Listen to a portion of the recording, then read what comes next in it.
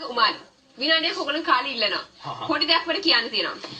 මේ දවස්වල පහුගිය දවස් කිහිපේ අන්තර්ජාලයේ ලොකු දේවල් මගේ ඇඳුමක් සම්බන්ධයෙන් කතා බහට ලක් වුණා.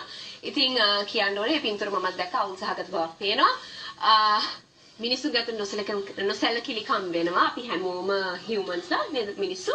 ඉතින් ඒක නිසා අපව මාව ෆලෝ කරන හුඟක් ලංකාව වටා මගේ ප්‍රේක්ෂකයන් ඉන්නවා විශේෂයෙන්ම නංගිලා මල්ලිලා. ඉතින් හැමෝගෙම ඒකෙන් ඔයගොල්ලෝ අපහසුතාවයට ලක් වුණා නම් ගොඩක් මම සමාව ඉල්ලනවා. සහ යුරේනි අක්කාගේ වරදි ඕගොල්ලෝ ඉගෙන ගන්න. ගෙදරින් එළියට බහින්න කලින් 10 පාරක් විතර කණ්ඩිය ළඟට ගිහිල්ලා ඇඳුම බලලා නිවැරදි මේකෙන් මං කෙනෙක්ව අපහසුතාවයට පත් කරයිද කියන එක හිතලා ඔන්න ඕගොල්ලන්ට බහින්න පුළුවන්. ඉතින් සමාව වෙන්න හැම කෙනෙක්ගෙම මම හිතන්නේ මම ගොඩක් වැරදි කරලා හැදිච්ච කෙනෙක් සාරංග උමාලි. ඉතින් තනියෙන් වැරදි කළා තමයි මං හැදුනේ. ඉතින් ඒක නිසා මං හිතනවා මං නිහතමානී වෙන්න ඕනේ මගෙන් වැරදි පණිවිඩයක් සමාජයට ගියා නම් ඔන්න සමාව ඉල්ලුවා. හරි.